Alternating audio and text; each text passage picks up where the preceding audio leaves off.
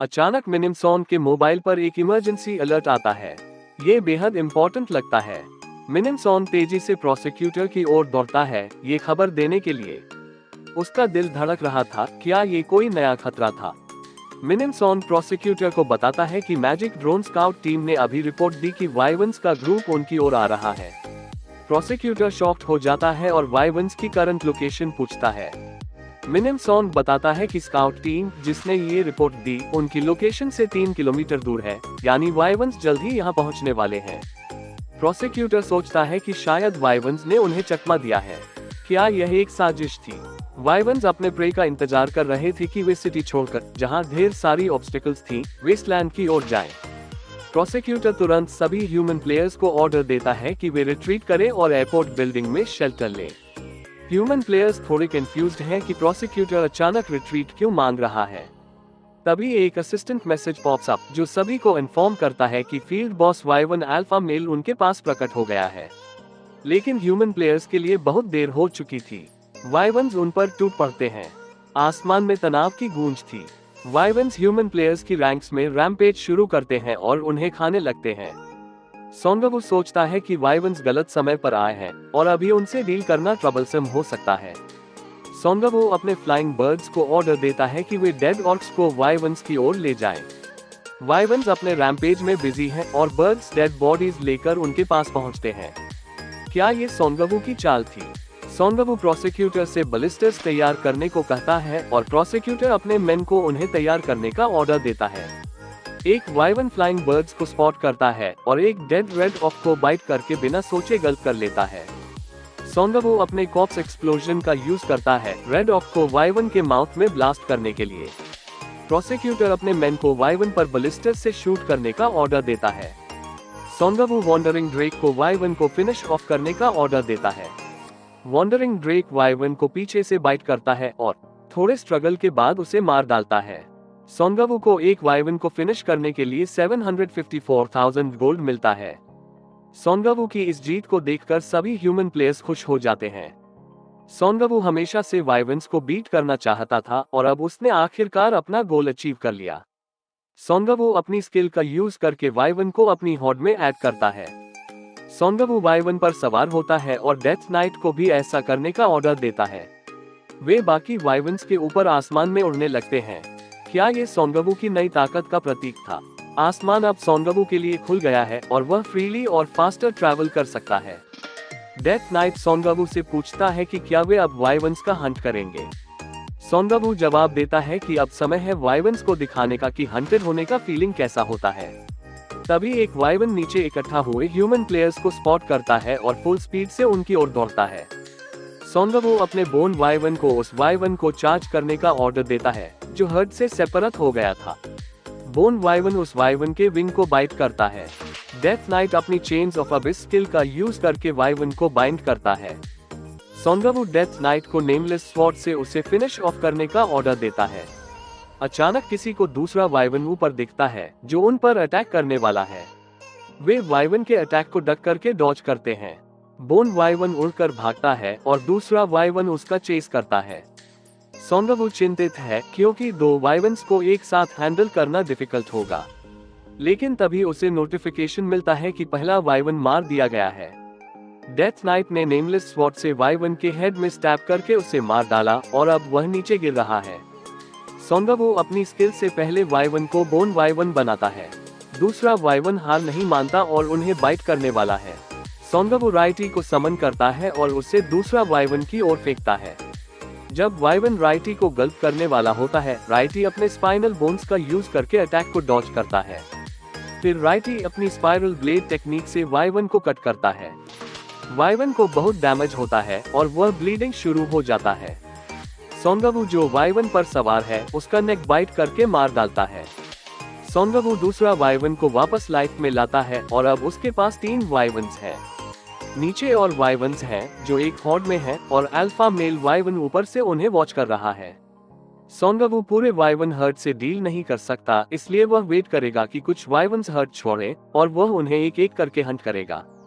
अचानक alpha male Vivian जो ऊपर हॉवर कर रहा था, लाउड रॉ करता है। सभी वाइवंस अल्फा मेल की ओर देखते हैं। पूरा हर्ट स्काई में ऊपर मूव करने लगता है, यहाँ तक कि सोनगवू को, जो उनके रास्ते में है, इग्नोर करते हुए। अल्फा मेल वाइवन और उसका हर्ट इवल वाइब्स दे रहे हैं। डेथ नाइट सोनगवू को अलर्ट रहने को कहता है, क्योंकि चीजें मेसी होने वाली हैं। हर्ड में लगभग 30 वाइवन्स हैं और उनसे रन अवे करना इम्पॉसिबल है। लेकिन सोनगवू के पास ब्रेथ ऑफ अबिस से भरा एक जा है, जो इस सिचुएशन में हैंडी हो सकता है। वाइवन्स एक साथ सोनगवू की ओर रश करते हैं। सोनगवू जल्दी से ब्रेथ ऑफ अबिस को अपने आसपास स्प्रेड करता है। वाइवन्स ब्रेथ ऑफ अबिस से बनी क्लाउड को देखकर अलर्टेड हो जाते हैं, लेकिन फिर भी चार्ज करते हैं और अबिस के इफेक्ट से हिट हो जाते हैं। कुछ वाइवन्स ब्रेथ ऑफ अबिस के स्मोक से बैक अवे करते हैं।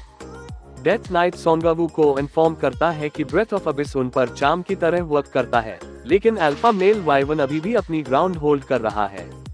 सोनगवू एक और एम्प्टी जार निकालता है और वाइवन्स को थ्रेटन करता है कि अगर वे बैक अवे नहीं करेंगे तो वह और ब्रेथ ऑफ अबिस वाले जार शावर करेगा।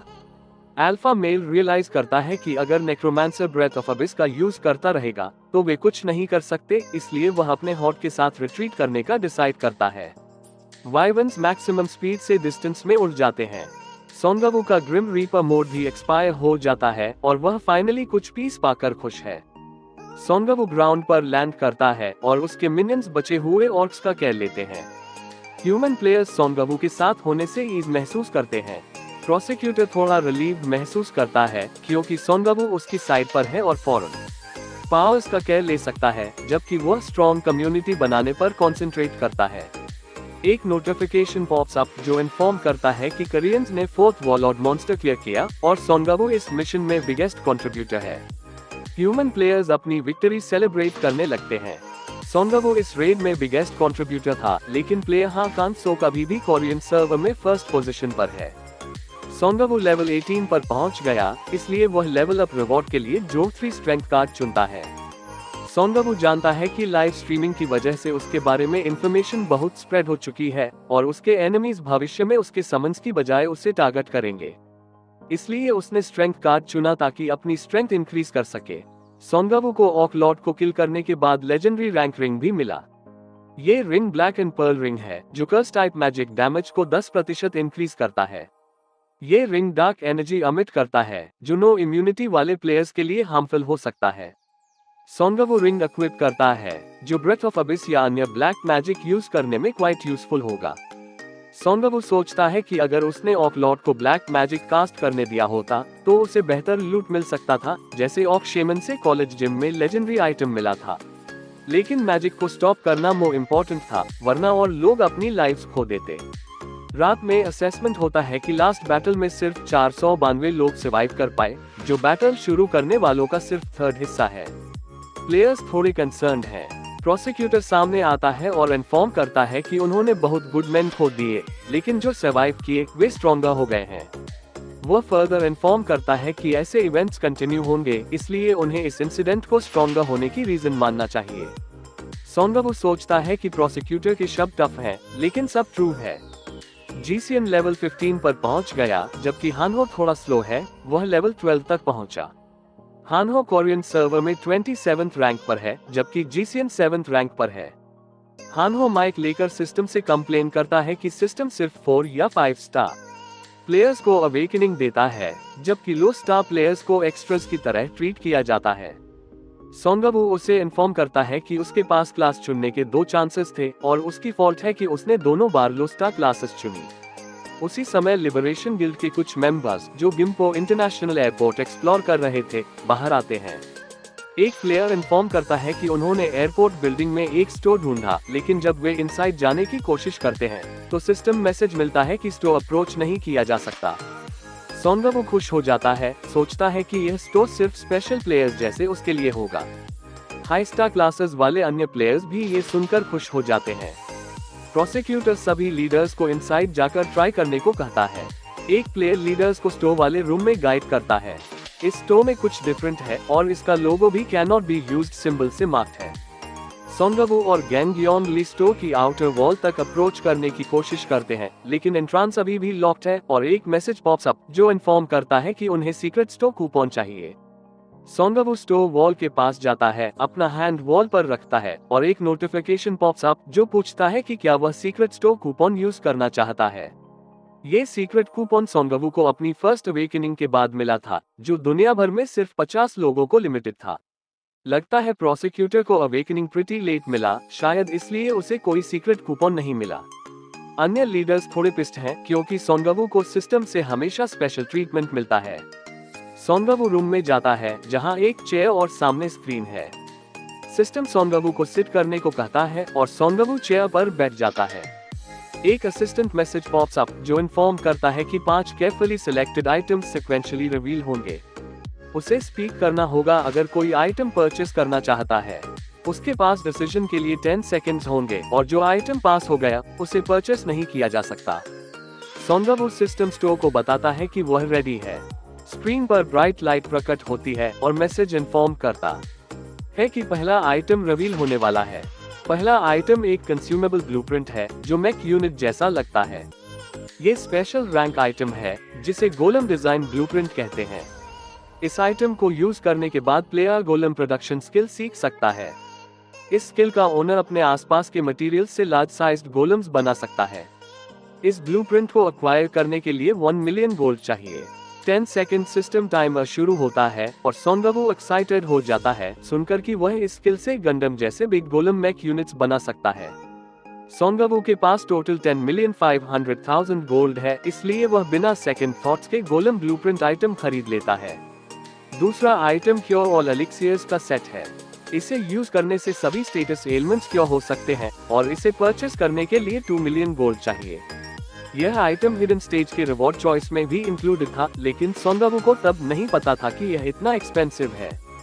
सोंगवू इस आइटम को पास करता है क्योंकि वह नेक्रोमैंसर है और उसे मोस्ट इफेक्ट से इम्यूनिटी है। तीसरा आइटम एक स्किल रैंक इंक्रीजिंग मेडिसिन पिल है। इसे यूज करने से एक स्किल का रैंक 1 से इंक्रीज हो सकता है और यह 3 मिलियन गोल्ड का है। सोंगवू इस आइटम को भी इग्नोर करता है और रियलाइज करता है कि प्रत्येक आइटम की कॉस्ट 1 मिलियन गोल्ड से इंक्रीज हो रही है। चौथा item legendary rank shadow Kings bracelet है। ये वेयर के डिफरेंट स्टैट्स को 3 से इंक्रीज करता है और यूजर 100 मीटर्स रेडियस में किसी शैडो में टेलीपोर्ट कर सकता है। इसका 10 मिनट्स कूलडाउन है और यह 4 मिलियन गोल्ड का है। सोंगवू बिना सेकंड थॉट के शैडो किंग्स ब्रेसलेट खरीद लेता है। इस ब्रेसलेट का सिनर्जी इफेक्ट क्वाइट गुड है और उसे shadows king air quest complete करने के लिए इसकी नीड है। एक नोटिफिकेशन पॉप्स अप जो बताता है कि उसे क्वेस्ट कंप्लीट करने के लिए एक और शैडो किंग रेलिक चाहिए। स्क्रीन 5वां आइटम रिवील करने लगता है और सोंगवू इसे देखने के लिए क्वाइट एक्साइटेड है। एक स्पेशल रैंक कंज्यूमेबल स्क्रॉल प्रकट होता है जिसे रेजरेक्शन स्क्रॉल कहते हैं। इसका यूजर डेथ के बाद डेजिग्नेटेड लोकेशन पर रेजरेक्ट हो सकता है। इस स्क्रॉल के लिए 5 मिलियन गोल्ड चाहिए। रेजरेक्शन नेक्रोमैंसर क्लास के लिए एक्सक्लूसिव फीचर है। इसी फीचर ने सोंगवू को वॉन्डरिंग ड्रेक से डील करने और अपनी फर्स्ट अवेकनिंग क्वेस्ट फिनिश करने में हेल्प की थी। रेजरेक्शन का कूलडाउन 31 डेज तक हो सकता है, लेकिन ये फिर भी ओवरपावर्ड स्किल है। इस स्किल के 3 ड्रॉबैक्स हैं। पहला, इसका कूलडाउन बहुत लॉन्ग है। सोंगवू ने ये स्किल पहले यूज की थी और वह अभी भी काउंटडाउन के खत्म होने का वेट कर रहा है। अगर वह इस टाइम में मर गया तो उसके लिए सब खत्म हो जाएगा। दूसरा ड्रॉबैक, रेजरेक्ट होने के बाद भी सिचुएशन चेंज नहीं हो सकती और जिस एनिमी ने उसे एक बार मारा वह उसे दोबारा मारने के लिए ओवरपावर्ड होगा। तीसरा ड्रॉबैक, ये स्किल सोंगवू सिर्फ खुद पर यूज कर सकता है। अगर हानहो या जीसियन मर गए तो वह कुछ नहीं कर सकता। हानहो और जीसियन उसके क्लोज फ्रेंड्स हैं और वे सिर्फ 2 लोग हैं जिन पर वह कंप्लीटली ट्रस्ट करता है। उन्हें स्ट्रॉन्ग होने और रिस्क लेने की नीड है। रेजरेक्शन स्क्रॉल उनके लिए ह्यूज एडवांटेज होगा, इसलिए सोंगवू टाइमर खत्म होने से पहले इसे खरीद लेता है। सोंगवू ने सब कुछ खरीद लिया और स्टोर उसे बैग भेजने लगता है। ऑर्क्स के साथ वो खत्म होने के बाद प्रोसिक्यूटर ने capital city player union establish किया। लिबरेशन गिल्ड और सोंगवू की टाउन के प्लेयर्स लेवल्स ग्राइंड करते रहे। उसी समय सोंगवू और उसकी पार्टी वेकेशन एंजॉय कर रहे हैं।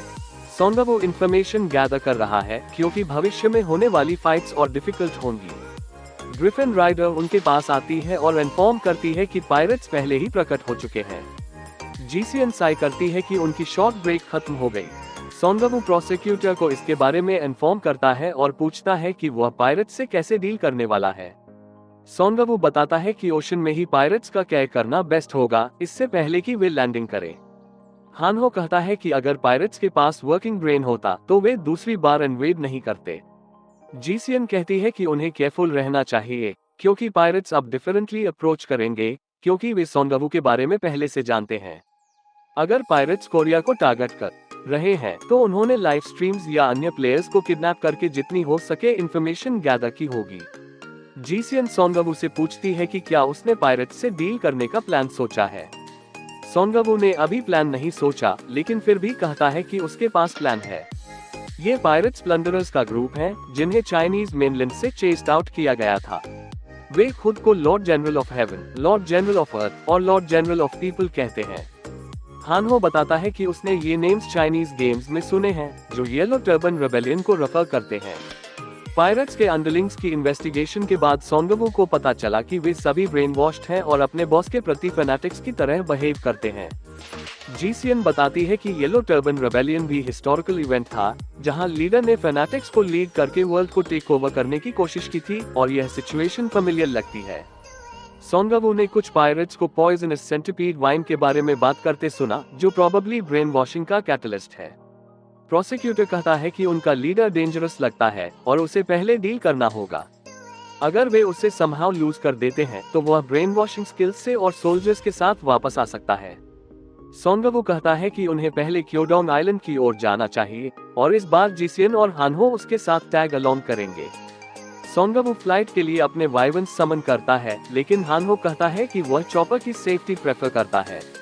ग्रिफिन राइडर उसे शो करती है कि उसका फ्लाइंग हॉक क्वाइट सेफ है, इसलिए उसे उसके साथ ट्रैवल करना चाहिए। जीसीएन कहती है कि वाइवन्स की राइड भी फन है, लेकिन हानहो जवाब देता है कि यह उसके लिए फन है क्योंकि वह फिजिकल एजुकेशन डिपार्टमेंट में है। सोनगवू जाने वाला होता है, तभी प्रोसिक्यूटर उसे बताता है कि वह पायरेट्स को उसके हवाले करता है। सोनगवू कहता है कि पायरेट्स की वरी की नो नीड है, लेकिन उन्हें नहीं पता कि एवोल्यूशन सोसाइटी उसके एब्सेंस में क्या कर सकता है, इसलिए उन्हें किसी भी अटैक के लिए वेल प्रिपेयर करना होगा।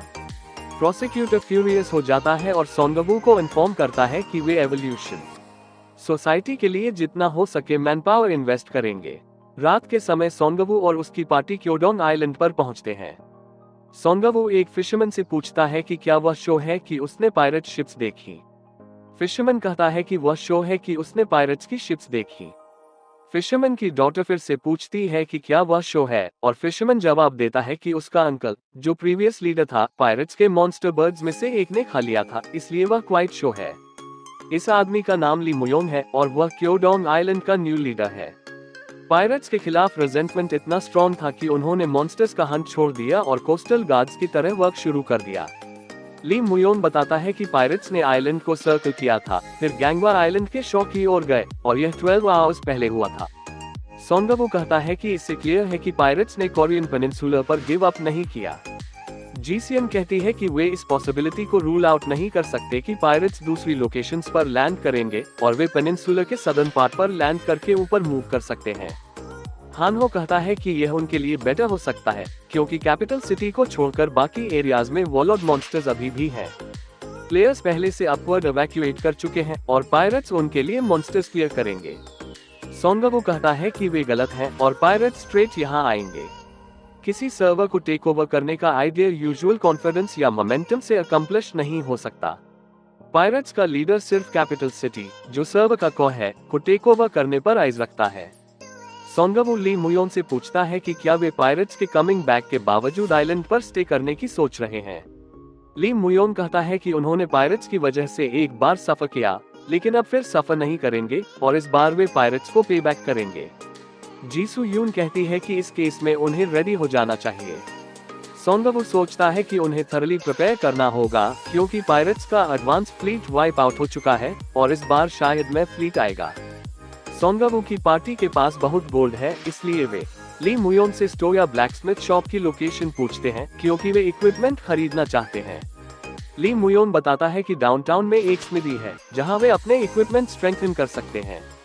उसी समय एक फिशरमैन ली मुयोंग की ओर दौड़ता है। फिशरमैन इन्फॉर्म करता है कि पायरेट्स पहले से स्वॉर्म कर चुके हैं और वे सी के अक्रॉस एक आइलैंड पर गैदर हो रहे हैं, जहां से वे अटैक की प्रिपरेशन कर रहे हैं। ली मुयोंग सोनगवू को इन्फॉर्म करता है कि यह बहुत फास्ट हुआ और वे अभी रेडी नहीं हैं। सोनगवू सोचता है कि पायरेट्स वियर्ड बिहेव कर रहे हैं और उन्हें इंग्लैंड पर लैंड करना चाहिए था, न कि सेपरेट आइलैंड पर। सोनगवू सोचता है कि शायद पायरेट्स को उसके बारे में कुछ लर्न नहीं, या वे उसे लुक डाउन कर रहे हैं। रात के समय एक शिप ओशन में मूव कर रही है। एक प्लेयर माइक के साथ कहता है कि वह अब सभी को इन्फॉर्म करेगा कि वे क्या करने वाले हैं। प्लेयर कहता है कि they Lord General of Earth's fleet से बिलोंग करते हैं और अभी ओशन के मिडिल में हैं। वह अपने मेन को गार्ड पर रहने को कहता है क्योंकि ओशन टेरेबल मॉन्स्टर्स से भरा है। इस हेलिश ओशन को क्रॉस करने के बाद वे कोरियन पेनिनसुला पर लैंड करेंगे ताकि उस लैंड को ऑक्यूपाई कर सकें। चाइनीज सेकंड सर्वर के लोग उन्हें कावर्ड्स कहते हैं क्योंकि वे बिना प्रॉपर फाइट के वहां से भाग गए। लेकिन कोरिया कॉन्कर करने के बाद जब वे चाइनीज सर्वर पर रिटर्न करेंगे तो सबका कह लेंगे। माइक वाला प्लेयर कहता है कि लॉर्ड ऑफ हेवन की विश कोरिया में फुलफिल होगी। लेकिन कोरिया में एक इवल विलन है जिसे द नेक्रोमैंसर कहते हैं, जिसने उनकी एडवांस टीम को बिना मर्सी दिखाए किल किया। हालांकि दूसरी बार ऐसा नहीं होगा क्योंकि उनकी ग्रेट फ्लीट कोरिया की लैंड को कॉन्कर करेगी। पायरेट्स इंस्पायर्ड हो जाते हैं और लॉर्ड ऑफ हेवन के लिए चीयर करने लगते हैं। क्या सोनगवू इस नए खतरे को रोक पाएगा?